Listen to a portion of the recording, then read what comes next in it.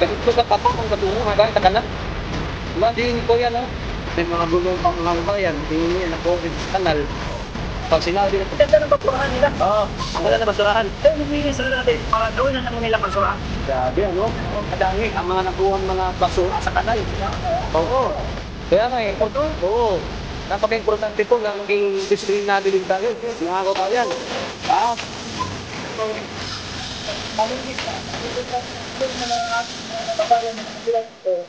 Ingatan na nila ang kalinisan. Disiplina! So, good morning mga kabayan. So, isa sa mga epektibo o mabisang alternatibo para po hindi po bumaha o hindi para po ibsan natin yung flood control, mga kabayan. Malaking tulong po itong advocacy po ni Pastor Kibuloy na linisin po, lalong-lalo na itong mga nasa kanal, mga creek, yung drainage.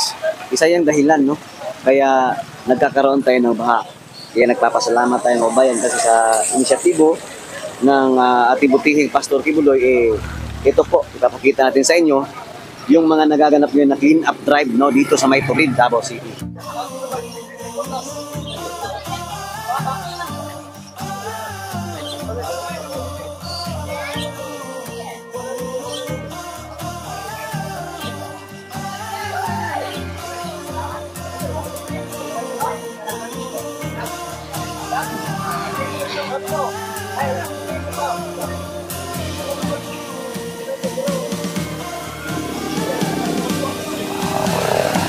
Ito yung isang halimbawa ng bayan na talagang masasabi natin na pwedeng mapigilan itong mga makontrol natin, yung mga pagpaka. Pero ganito mga bayan, kagaya niya, yung mga nakaharang ng mga basura na sa kanal.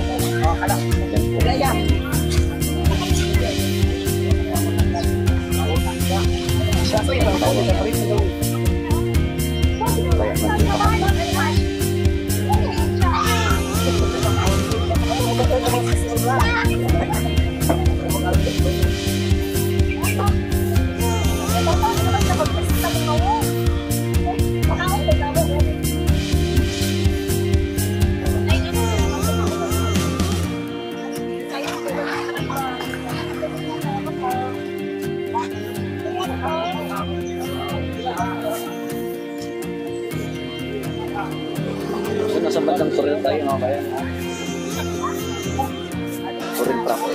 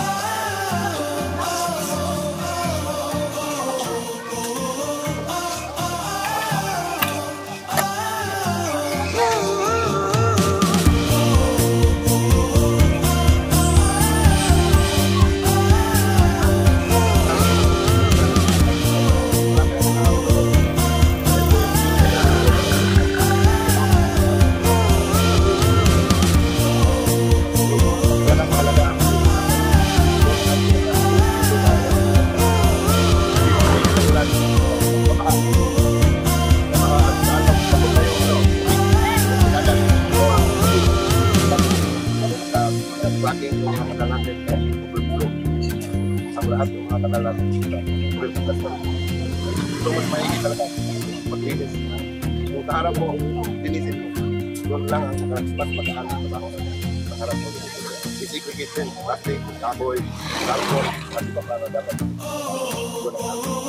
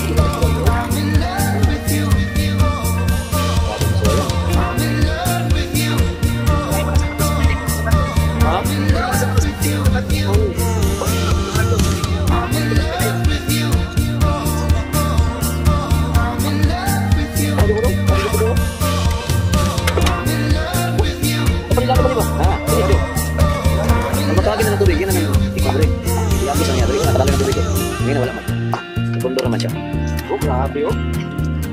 Mahiya naman tayo sa pagtabay ng mga basura kasi. Grabe naman ay. Ate, gusto bigla? Ngayon na, may kunin mo. Kalay lang mo bro. Last foot ko.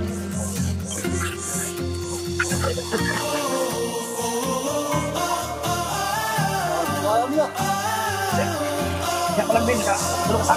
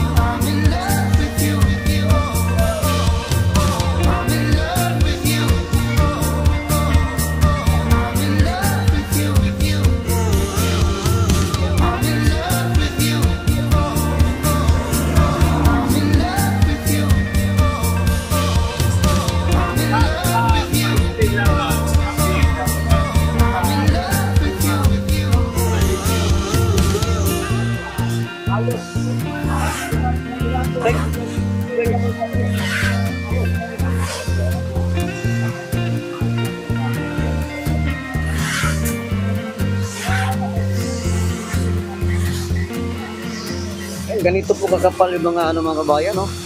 Yung basura na kuha na dito sa may sa may kanal. So ito siya po halimbawa na maiwasan natin yung pagbaha, yung pagbara ng mga kanal o drainage, no? System ng kabayan. Malaking tulong po ito. tingnan mo yung tubig eh, nakakadalo na po yung tubig. Kanina eh, wala pong ano yan, stagnant po yung tubig dyan. Ganito kakapal ang basura mga bayan sa kanal. Imagine niyo po yan, no? Oh. Ito po ang nakuha ngayon, no? Less than an hour pa po tayo, no? Wala pa po isang oras, ganito na po. Ayan, no? No, segregation of, ayan, yung mga basura, waste ng tinatapon sa kanal. Kaya malaking tulong talaga na, no? Tayo mga sambayan ng Pilipino, eh, alam natin kung paano, no? Maging disiplinado. Ayan, no?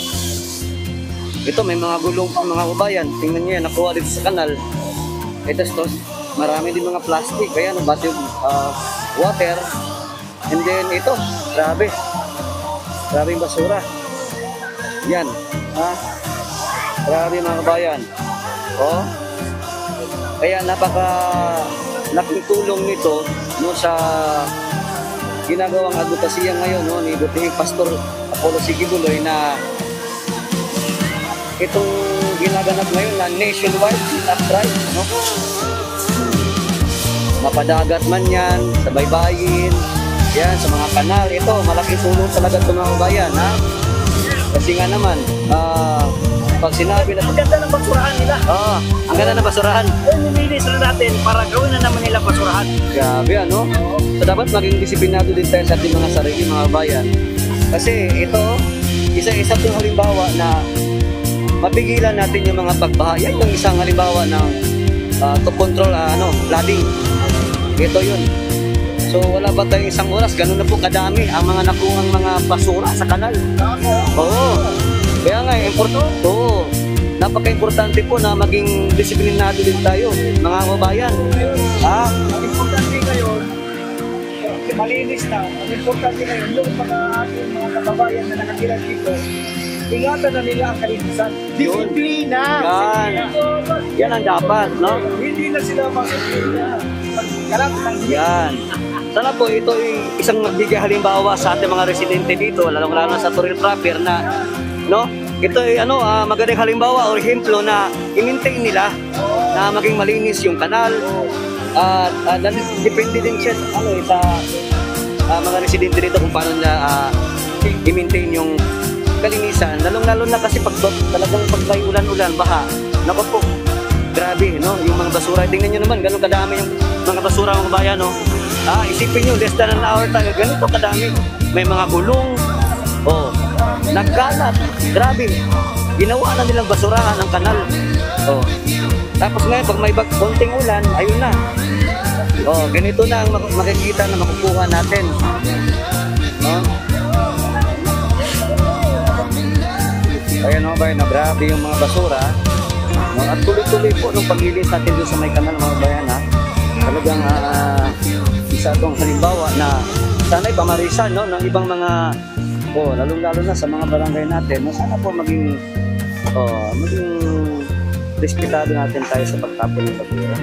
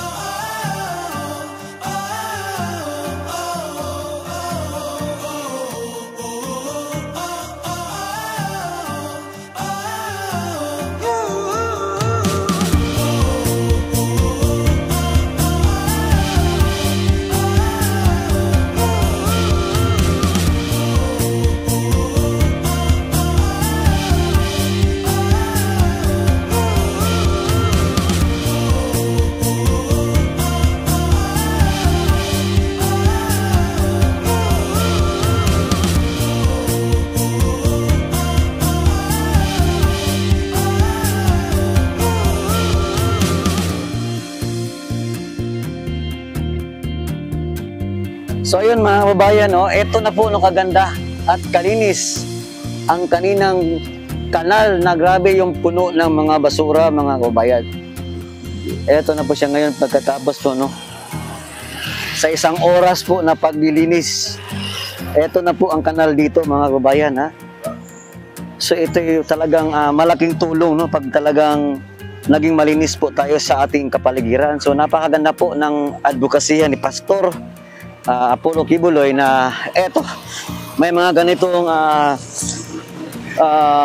flooding control. O, ito yung halimbawa, ha, mga bayan, para mapigilan natin yung pagbaha-baha. Kasi po, pag talagang puno po ang basura sa mga kanal o sa creek, talagang aapaw po talaga yung tubig, mga bayan. Ayan, tingnan nyo, ang linis na po niya, no?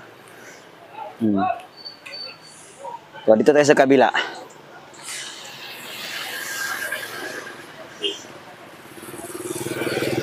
Ayan po, tingnan nyo, mga bayan, ha? So, malinis na po yan, yung kanal. Dito. Ayan, shout out sa ating mga local official o barangay official. Sana po ma-maintain nyo itong ganitong kalinisan sa kanal, no? Para po hindi na po magka-problema at bumaha.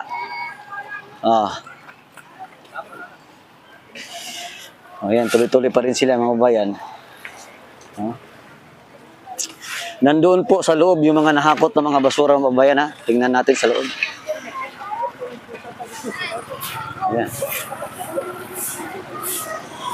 So, nandito po sa loob. Ayan yung mga basura. Kasi iipunin yan dito, para po dito na lang po yan, patutuyuin o bago po kukunin ng sentro, mga bayan, patutuyuin yan dyan, so kukolektahin yan ng taga-sentro. Ayan, ganun po kadami. May mga gulong pa dyan.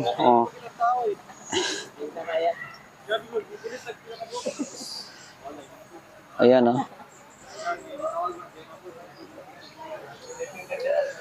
So, grabe yan, mga bayan. Dami. Sobrang daming basura. Isang oras tayo. Nag-pin up drive dito. May mga gulong pa dyan. Yan, Yan, gulong. Mga bote. Plastic bottle. Ayan, mga kahoy. Tsaka, yung mga ganito, mga ganyan mga basura. Yan.